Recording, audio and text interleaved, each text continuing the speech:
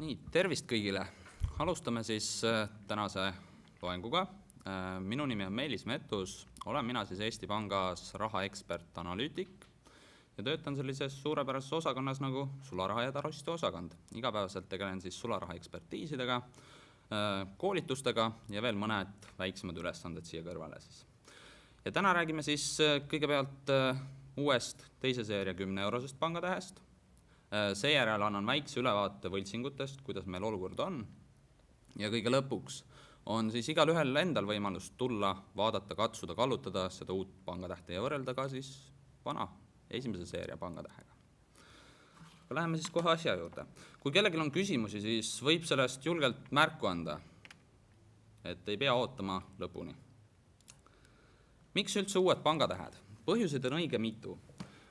Esimene neist on kindlasti see, et esimese seeria pangatähed tulid ringlusesse ju 2002. aastal. Praegune aasta 2014. Seega on mööda läinud juba 12 aastat. Selle ajaga on üht-teist muutunud, on tehnoloogiad muutunud ja tänu sellele saab toota uusi turvalisemaid ja paremaid turvaelemente ja seda kõike on kasutatud ka siis teise seeria pangatähtede korral. Teine hea põhjus on see, et nagu te mäletate võib-olla juba, siis ka teise seeria 5-eurone pangatäht on pisut erinev võrreldes siis esimese seeria pangatähega, nii ka siis 10-eurone, ehk on ta lakeeritud. Ehk siis kaetud õhukese lakikihiga. Mida see aitab? Aitab siis seda, et pangatäht ei määrdu enam nii kiiresti ja peab ringluses ka kauem vastu. Tänu sellele ei tule trükkida uusi pangatähti nii tihti ja selle kõige tulemusena koormame ka vähem keskkonda.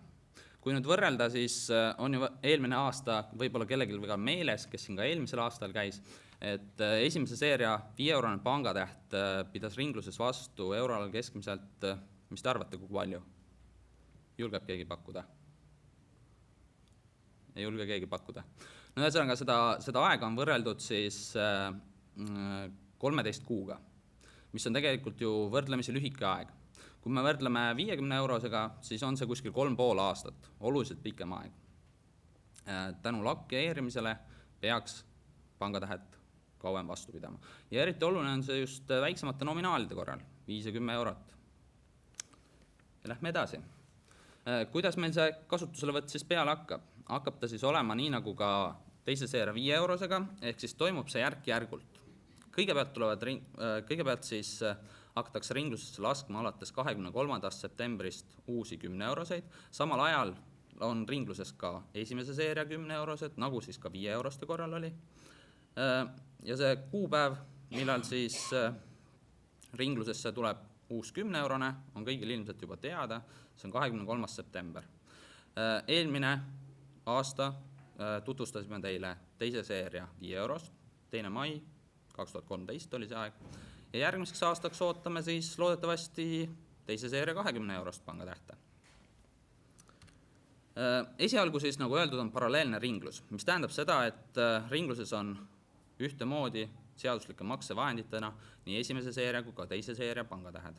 Ehk siis mõlemad tuleb aktsepteerida ja mõlemal on ühesugune ostujõud. Teatud aja mööduses kindlasti jõuab kätte ka see hetk, kui siis esimese seeria pangatähed kaotavad oma seadusliku maksevahendi staatuse, kuid sellest antakse kindlasti varakult teada. Ja ei ole ka mitte midagi hullu, kui kellelgi ikkagi jääb peale seda kuupäeva see esimese seeria 5 või 10-eurone näpu vahele, sest tegelikult saab neid ümber vahetada määramata aja jooksul kõigis euroala keskpankades. Ehk siis Eestis on selleks Eesti Pank, kes neid vahetab ikkagi ümber ja raha ei lähe kuskile kaduma. Kujundusest pisut. Ilmselt olete juba märganud, et kujundus on mõnevõrra muutunud ja kes selle kõige autoriks on siis üks Saksamaa sõltumatu pangatähtede kujundaja, nimeks on tal siis Reinhold Gerstetter.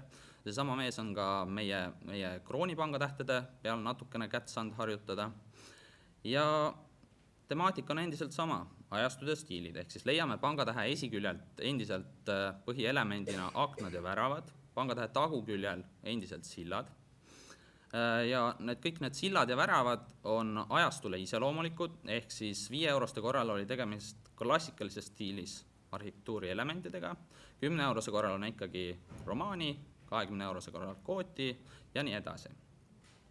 Kasutatud on ka samu põhilisi värvitoone, mis tähendab seda, et kui me räägime nüüd uuest 10-eurosest, siis saab see olema põhitoonilt ikkagi punane, mitte sinine. Sinine saab olema 20-eurone pangatäht. Üht-teist on siiski ka muutunud ja mis siis muutunud on püütud arvesse võtta siis vahepeal euroalal toimunud muutusi. Näiteks leiame vääringu nimetuse lisaks siis ladina ja kreeka tähestikule ka slaavi tähestikus ja miks see nii on? 2007. aastal liitus euroalaga Bulgaaria. Juba ettevaatavalt on ka seda arvesse võetud siis uutel pangatähtedel. Lisaks pangatähe tagumisel küljel on endiselt ka Euroopa geograafiline kaart ja sealt leiame siis ühe uuendusena 2 saarekest, mida seal varem ei olnud. Nendeks on siis Malta ja Küpros. Lisaks Euroopa Keskpanga lühendid. Esimese seeria pangatähtedel olid nad kenasti 5 kirjapildis. Nüüd teise seeria 10-eurosel, 5-eurosel leiame juba 9 kirjapildis. Veel üks suur muudatus ja kogu teise seeria ühine joon on Euroopa. Kes on Euroopa? Euroopa on siis legendi järgi Foniikia kuningatütar, kes siis jäi oma kauniduse poolest silma peajumal Zeusile, mis peale siis Zeus võttis sõnnikuju, meelitas ta oma selga ja viis ta Kreeta saarele. Täpselt seda sama episoodi, kuidas siis võtab Zeus sõnnikuju ja võtab siis oma selga Euroopa, on tegelikult kujutatud ka 2-eurosel Kreeka mündil rahvuslikul küljel siis, võib-olla olete märganud seda. Ja miks siis üldse Euroopa teema on ilmselt üsna selge kõigile, sest siin on selge seos Euroopaga, sest Euroopa järgi sai siis legendi järgi ka Euroopa oma geograafilise nime. Pangatäht ise näeb välja selline, kuidas on? Meeldib? Kellel meeldib? Julgeb keegi kätt tõsta? Mõõtmed on täpselt samad nagu ka esimese seeria korral ehk 127 mm korda 67 mm. Siin midagi muutunud ei ole. Aga on siis välimus pisut muutunud. Nagu öeldud, vääringu nimetus euro 3 kirjapildis, ladina, kreeka ja kõige all siis slaavi tähestikus. Lisaks, mis me siin veel näeme muutustest, Euroopa Keskpanga lühendid. Varem olid nad siis esimese seeria pangatähtedel siin kenasti üleval reas, aga nüüd nad on siis pangatähe vasakus servas ja on neid 9 kirjapildis siin kujutatud, nagu juba varem öeldud. Lisaks Euroopa Keskpanga presidendi allkiri. Varem oli ta siin kenasti Euroopa Keskpanga lühendite all. Nüüd on liikunud siis Euroopa praeguse Keskpanga presidendi Mario Draghi allkiri Euroopa Liidu liipu alla. Ja siis toonid loomulikult on pisut muutunud. Pangatähe taguküljed leiame endiselt sillad. Sillad siis sümboliseerivad koostööd erinevate riikide vahel ja ka siin on mõni muutus. Juba mainitud vääringu nimetus 3 kirjapildis lisandunud siis slaavid tähestikus ja lisaks siis võib-olla olete tähele pannud juba teise seeria 5-euroste puhul, et on muutunud natuke ka see seeria number. Kui oli siis esimesel seerial tegemist 1 tähe ja 11 numbriga, siis teise seeria pangatähtel on tegemist 2 tähe ja 10 numbriga, ehk siis kogu pikkus on jäänud tegelikult täpselt samaks, nagu ta ka varem oli. Aga on siis natukene selle esimese tähe tähendus muutunud. Kui varem esimese seeria pangatähtedel tähendas esimene täht siis konkreetset riiki, kes need pangatähed on tellinud, siis teise seeria pangatähtedel tähendab esimene täht hoopiski konkreetset trükikoda, kus nad on tellitud. Ehk siis tegelikult võivad mitu riiki tellida oma pangatähed ühest trükikojast ja seega on esimene täht nendel pangatähtedel üks ja sama. Teine täht on kasutusel lihtsalt kui number. Ehk siis kui numbrit saab seeria numbrist kasutada 0 kuni 9, siis tähti märksa rohkem. Ja kui te juba ilmselt olete märganud, siis on tegemist 2 numbriga. Üks on siis horisontaalne, pikk seeria number ja teine on siis vertikaalne. Ja see on 6-kohaline. Ja kui te tähelepanelikult vaatate, siis tegelikult need 6 numbrit tulevad selle pika horisontaalse seerianumbri lõpust. Ja tegemist ongi siis 6 viimase seerianumbri numbriga. Ei ole pikalt enam välja kirjutatud 2 kohas seda pikka seerianumbrit. Edasi lähemegi juba turvaelementidega. Tegelikult on igaüks meist võimeline selgeks tegema, kas tegemist on siis õige või vale rahaga. Selleks ei ole vaja teha mitte midagi rohkem, kui siis natukene pangatähte lähemalt uurida, katsuda, vaadata, kallutada. Esimene asi, mida tuleks katsuda ja millele tuleks tähelepanu pöörata, on kindlasti pangatähe paber. Pangatähe paber on eriline selle poolest, et pangatähed on valmistatud puuvillast. Tõsi, esimese seeria pangatähed ei olnud lakeeritud, teise seeria 10 ja 5 eurone on lakeeritud.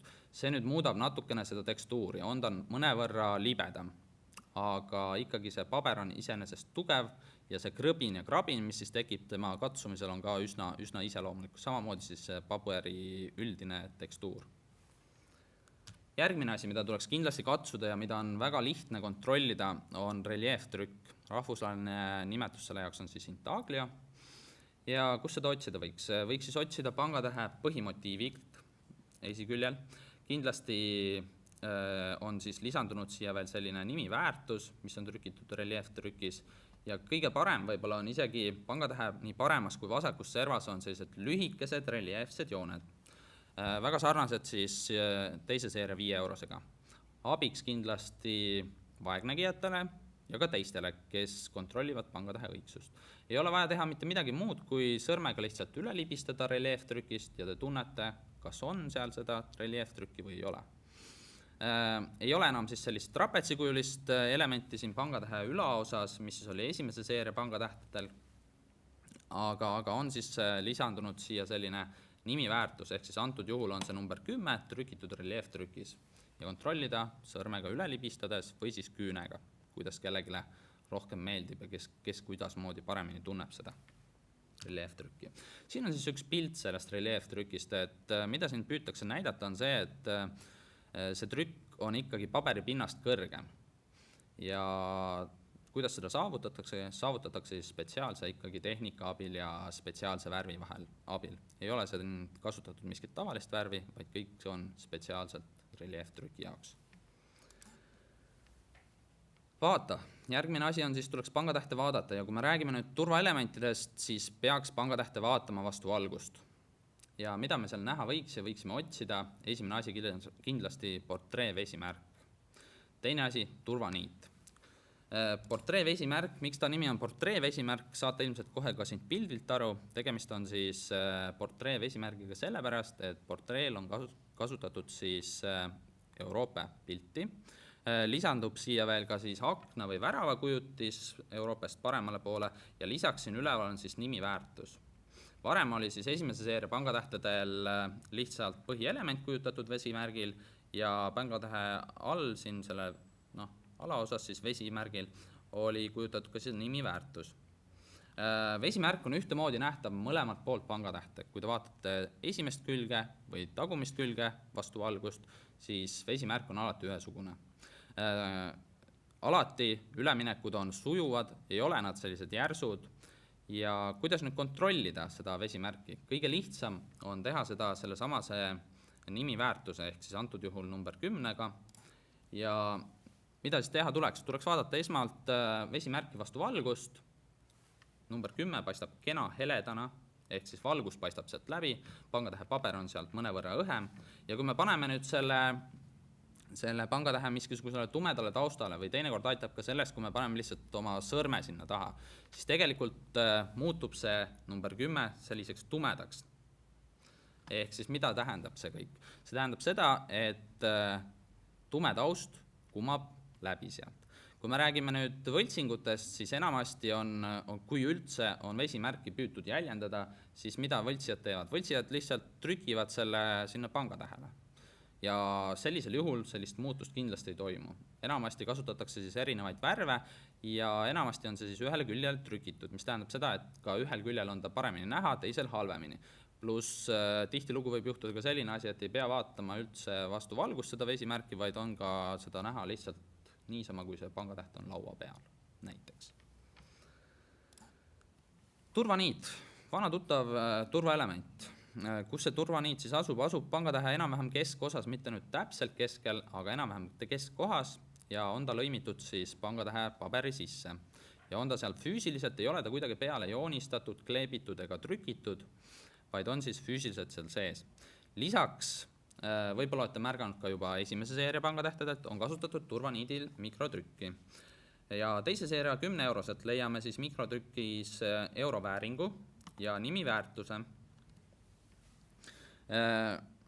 Esimese seeria pangatähtedel oli teksti mõnevõrra rohkem, oli siis kirjutatud sinna ka vääringu nimetus ehk siis euro ühtepidi ja teistpidi ja oli ka siis see nimiväärtus seal ära toodud. Edasi tuleks pangatähte kallutada ja kui me räägime jällegi turvaelementidest, siis peaks samal ajal ikkagi ka vaatama seda pangatähte, kui me kallutame seda. Ja mida me võiks otsida ja vaadata lähemalt on siis portree hologramm, asub siis pangatähe paremas osas ja smaragdroheline number pangatähe vasakus alumises osas. Portree hologramm, nimeks on ta siis jällegi saanud portree hologramm, seetõttu, et on kasutatud siis hologrammil ka Euroopa portreed. Koosneb siis hologramm 4 eraldi osast, sõltuvalt nüüd sellest nurgast, mille all me teda hologrammi vaatame, tuleb nähtavale siis eurosümbol või nimiväärtus esimeses osas, teises osas printsess Euroopa portree, kolmandas osas on siis põhielemendi ehk akna või värava kujutis ja kõige viimases osas leiame siis nimiväärtuse. Kõik need ära märgitud elemendid on alati ühes ja samas järjekorras, ehk siis teisisõnu ei ole võimalik, et Euroopa portree on viimasel kohal või esimesel kohal, alati on ta teisel kohal. Lisaks ütleks nii palju, et igal elemendil siin on erinev valgusefekt, mis siis tekib kallutades. Need kõik efektid on just sellele ühele elemendile omased, ei ole nii, et need värvide muutused on ühesugused mitmel elemendil. Edasi minnes leiame sellise rohelise numbri pangatähe vasakust alumisest osast ja tegemist on smaragdrohelise numbriga. Võib-olla mäletate selle vanemat venda ehk siis väikest analoogi, oli see siis 50 eurot ja suuremad nimiväärtused esimese seeria korral ja oli see pangatähe tagumisel küljel. Oli siis trükitud sellises violetses toonis nimiväärtus ja on ka praegu pangatähtedel. Ja kui siis teda kallutada, muutus värv sealt violetselt vastavalt kas kuldseks, oliiviroheliseks või siis pruuniks, kuidas keegi seda nägi parasjagu. Aga tegemist oli väga hea turvaelemendiga, kuid minu kurvastuseks inimesed ei vaatanud seda. Inimesed ei pööranud tähelepanu pangatähe tagumisele küljele. Nad vaatasid heal juhul üldse esimest külge ja ei pööranud üldse tähelepanu siis selle väga heale turvaelemendile. Nüüd on mõeldud kavaltrik selle vastu. On siis pandud see säravroheline number sinna pangatähe esiküljele, ehk siis inimesed ei saaks sellest mööda vaadata. Ta hakkab lihtsalt silma. Ja miks ta on hea turvaelement? Hea on ta sellepärast, et seda põhimõttest ei olegi suudetud võltsijate poolt järgi teha. Enamasti on ta trükitud siis ühes värvis lihtsalt peale ja mingit värvimuutust seal ei toimu. Nüüd on siis tegemist smaragdrohelise numbriga ja mis siis juhtub, kui seda pangatähte kallutada, on see, et see kena roheline värvus hakkab minema üle tumesiniseks. Ja siin pildi peal on püütud seda ka siis kujutada. Esialgu on tegemist rohelisega ja kui nüüd kallutada, siis toimub selline valgusefekt ja tuleb nähtavale tumesinisena siis see smaragdroheline number. Lisaks on pangatähel kasutatud ka täiendavaid turvaelemente. Täiendavad turvaelemendid tähendavad nüüd seda, et selleks, et turvaelemente kontrollida, on vaja ka lisaseadmeid, abivahendeid. Üheks selliseks turvaelemendiks on kindlasti mikrotekst. On kasutatud seda nii pangatähe esiküljel kui ka tagumisel küljel ja on ta ära peidetud kenasti siia kujunduse sisse. Kus me teda otsida võiksime? Pangatähe esiküljel näiteks on siin tähe sees. Üks täht jääb nüüd küll kahjuks siia selle specimeni E tähe taha. Tuleb nähtavale siis kenasti tähtede eest mikrotekst. Lisaks akna või värava siin ülaosas on ta kenasti siia vahele ära peidetud. Mis on seal mikrotekstis? Mikrotekstis on vääringu väärtus, milleks on siis 10 ja sõna euro. Ja seda siis korrutatuna kogu aeg järjepanu. Euro on siis kõigis 3 kirjapildis kirjutatud sinna, nii siis ladina, kreeka kui ka slaavi tähestikus. Ja see tekst on alati selge, ei ole ta kunagi hägune ega laialivalguv, vaid on selge ja terav. Nägemiseks peab enamasti kasutama abivahendeid. Teravama silmanägemisega inimesed võivad seda ka niisama näha. Võltsingute korral tihtilugu on siis tegemist kehva trükiga ja on see trükk selline hägune, miskisugust sõna sealt tihtilugu kokku ei loegi. Sama asi ka pangatähe tagumisel küljel, kus me siis siinted otsida võiks. Leiame selle mikroteksti kenasti siin silla ülaosas, tekst täpselt sama, nimi, väärtus ja euro, kõigis 3 kirjapildis, ja lisaks ka siin silla alumise võlvi osas. Kui nüüd edasi minna, siis on ka UV-omadused, samamoodi nagu ka olid esimese seeria pangatähtedel, on ka UV-omadused teise seeria pangatähtedel. Pangatähe paber ise ei helendu endiselt, nähtavale tulevad väiksed kiukesed. Kui me võrdleme nüüd esimese seeria pangatähtedega, siis esimese seeria pangatähtedel oli kasutatud 3 eri värvi kiudusid, punane, kollane ja sinine. Nüüd on siis mindud sammukese edasi, on kasutatud kiudusid, mis on ise 3 eri värvi. Siin võib-olla on juba natukene neid näha, ja need värvid on täpselt sama. Roheline või kollane, kuidas keegi näeb, punane ja sinine. Lisaks tulevad nähtavale siis mõningad muud objektid siin, näiteks sellised kenad suured Euroopa lipu tähekesed, roheliselt või kollaselt, ja samamoodi Euroopa lipu tähekesed tulevad kollaselt nähtavale. See on siis tavalises UV-valguses, ehk siis UVA. Kui me vaatame pangatähe tagumist külge, siis näeme, et tuleb nähtavale roheliselt selline 1/4 ringist, punaselt või oranžilt jällegi, kuidas keegi näeb, tuleb nähtavale siis selline kena ribakene siin, ja selle riba peal on kirjutatud siis euro sümbol ja nimi, väärtus. Samamoodi tuleb punaselt või oranžilt nähtavale ka siis seerianumber. Ja pangatähe paber iseenesest jällegi ei helendu ja tulevad nähtavale samamoodi ka kiukesed, siis turvakiud. Lisaks on teise seeria pangatähtedel, nii nagu ka teise seeria 5 eurosel, on ka siis teise seeria 10 eurosel pangatähel, lisaks üks UV-omadus, milleks on siis UVC omadus. Siin on kasutatud siis juba teist lainepikkust, 280–100 nanomeetrit. Ja mis me siis näeme siin? Tulevad natukene teist värvi objektid nähtavale, tulevad siis punaselt või roosakalt või oranžilt, kuidas jällegi keegi näeb, nähtavale siin mõningad pinnaosad. Lisaks, nüüd, mis on suur erinevus UVA ja UVC vahel, on siis see, et tuleb nähtavale siin eurosümbol. Seda ei olnud näha siis UVA-s. Ja kui me vaatame pangatähe tagumist külge, siis siin on pilt täpselt samasugune kui UVC korral. Ehk siis siin mingit muutust ei ole. Aga kui me paneme nüüd kõrvuti need 2 pilti, pangatähe esiküljed, siis on selgelt näha, et UVC-st tuleb nähtavale siis eurosümbol. Ja värvid on siis ka mõnevõrra erinevad, kui võrrelda neid siis UVA-ga. Lisaks endiselt olemas ka infrapuna omadused. Ja mida me siis infrapuna kaameraga näha võime, on hologramm riba, portree hologramm. Lisaks tuleb nähtavale parem pool siis põhielemendiks, milleks oli siis aken või värav, ja smaragdroheline number. Ülejäänud jääb nähtamatuks. Ehk siis veel kord, ei tule nähtavale mitte terve põhielement, vaid parem pool sellest. Pangatähe tagumisel küljel, mis tuleb nähtavale siis seerianumber ja lisaks nimi, väärtus. Ja tuleb nähtavale just see horisontaalne ja pikk seerianumber, mitte siis need 6 viimast numbrit siin vertikaalselt. Lühidalt, mida siis tuleb teha selleks, et pangatähte käsitsi kontrollida?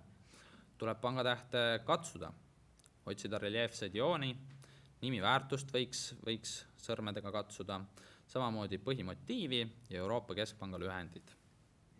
Ja siis kõige parem minu meelest ikkagi need reljeefsed jooned siin pangatähe nii paremas kui vasakus servas. Tuleks vaadata pangatähte ja tuleks vaadata vesimärki pangatähel, portree vesimärki. Tuleks otsida turvaniiti, lisaks kallutada ja vaadata. Tuleks uurida lähemalt siis portree hologrammi pangatähe paremas osas ning smaragdrohelist numbrit, kas toimub värvimuutus või ei toimu. Lühidalt oleks meie esimese osa kohta kõik. Kui on küsimusi, siis hea meelega vastan neile, aga ühe küsimuse võib-olla juba ennetaksin, ehk siis küsimus detektorite ja rahakäitlusseadmete kohta, autentimisvahendite kohta, kas nad hakkavad ära tundma kohe automaatselt ka siis uut 10 eurost? Ei, kahjuks mitte. Sama asi oli ka ju 5-eurosega, et kuna tegemist on ikkagi uute turvaelementidega, siis tuleb ka masinatele ja seadmetele neid turvaelemente pisut õpetada. Seega tuleks ühendust võtta masinate tarnijatega ja pöörduda nende poole siis palvega, kui seda veel tehtud ei ole, et tuleks seadmeid uuendada. Kuid kui seadmeid ei ole jõutud õigeaegselt uuendada, siis siiski alates 23. septembrist hakkab see uus 10-eurone olema siiski meil seaduslik maksevahend, mis tähendab seda, et seda tuleb ikkagi poes aktsepteerida ja peate olema võimelised siis kas või käsitsi kontrollima pangatähe õigsust. Ehk siis see, et seadet ei ole kaasajastatud, ei ole tegelikult argument siin. Aga palun.